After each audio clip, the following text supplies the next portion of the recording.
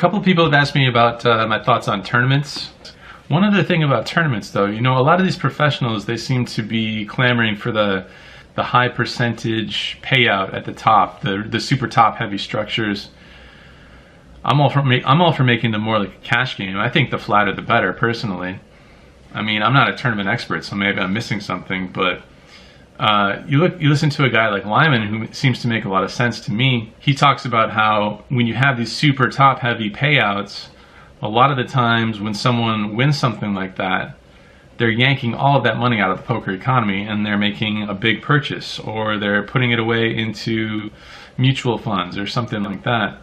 All right, listen, we're closing in on halfway through the WSOP and watching the Deuce to 7 single draw World Championship on WSOP.com right now. Right. Nick Schulman going for his third bracelet in this very event. Phil Gelfand, his opponent. Your thoughts on the 2015 World Series of Poker? I guess the good, the bad, and the ugly. I mean, I don't have a lot of thoughts on it, to tell you the truth. I mean, I'm not into poker tournaments. I think poker tournaments are bad for the poker economy. Explain that. Okay, there was a time when a poker tournament basically lasted one day. The only poker tournament that lasted longer than one day was the main event. And I mean, there might have been a couple others. The main event, just the main event of every big poker series. Sorry, Bass Knuckles 714. I tried to pick up your call. I can't. But anyway, and what would happen is when people would go in to play the tournament, they would bust out and they would come out and play the cash games. And so tournaments brought great cash games. And they brought a lot of cash game players because there really wasn't anything as a tournament player, okay? But now, with the modern, and even then tournaments were bad, even then. And the reason why is because when all of the money basically goes to like the top two spots, dudes start spending money on shit other than poker, okay? So money leaves the poker economy. If you go and you play, if you're a recreational player, and you go and play cash games every day, you're never going to win more than one or two buy-ins. It's going to be like a dream day. You win 2 buy-ins, 3 buy-ins, fucking cream dream day. All your gut shots come in. Your favorite hand hits 2 pair every time. Oh, I played Jack 4 suited 4 times. I made 2 pair every time. Whatever. None of that money, none of it is leaving the poker economy. Not one fucking dollar of it. It's all staying in the poker economy because it's only enough to play again the next day. All right? But when you win 500 or 1,000 buy-ins, tons of money leaves the poker economy. Even the biggest degen moron is at least going to fucking Spearmint Rhino and spending $10,000 on his idiot friends getting strippers. They're going out for sushi dinner. They're fucking buying sake. They're paying off the car. They're paying back all the backers they've stiffed who are going to punch them in the freaking face. I mean, it just drains a lot of money out of the poker economy, the top heavy structure. It's the same as like basically jackpots. Drain tons of money out of the poker economy, whereas cash games don't drain any money out of the poker economy. All of the money stays for the professionals, okay? That's number one.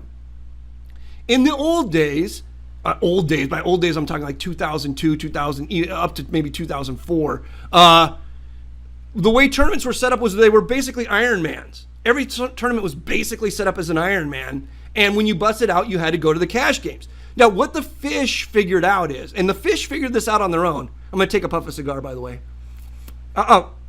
What the fish figured out on their own was, wow, when I bust out of this tournament and I go to the cash game, I'm getting my ass handed to me. These guys just fucking eating me up. So what the fish always wanted is longer fucking levels, deeper stacks.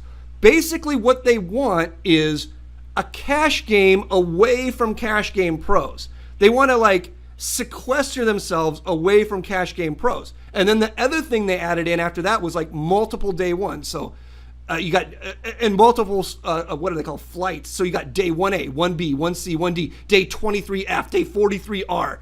It all feeds into this fucking nonsense that the rec players never have to leave the tournament area, okay? Now, here's a couple points, very, very important points. Number one, the casinos do not like this. This is a urban myth or a common misnomer. that casinos make money off of tournaments. They do not make money off of tournaments. The World Series of Poker makes money. It's probably the only fucking tournament series in the world that makes money. All the rest struggle to break even because the rake in tournaments, as much as tournament donks bitch about it, is microscopic compared to the rake in a cash game.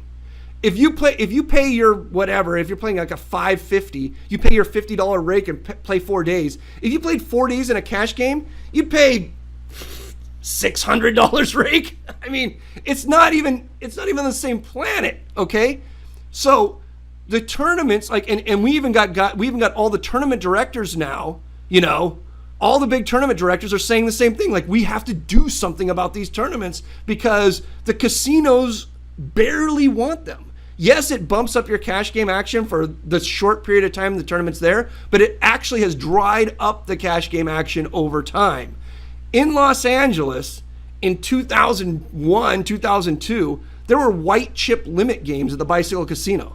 Now, if you see a white chip, you're like, what denomination chip is that? I haven't seen it in play in so long. You know, basically only my game plays white chips. And it's because all of the guys that used to come and play in the cash games just stay in the tournament room. They play level 1, level 2, level 3, level 4, level 5, level 6, level 7, level 8. They never fucking leave the cash game, and it's very, very bad if you're a professional poker player. I'm telling you that right now. These are very interesting points. You listen to a guy like Limon, who seems to make a lot of sense to me.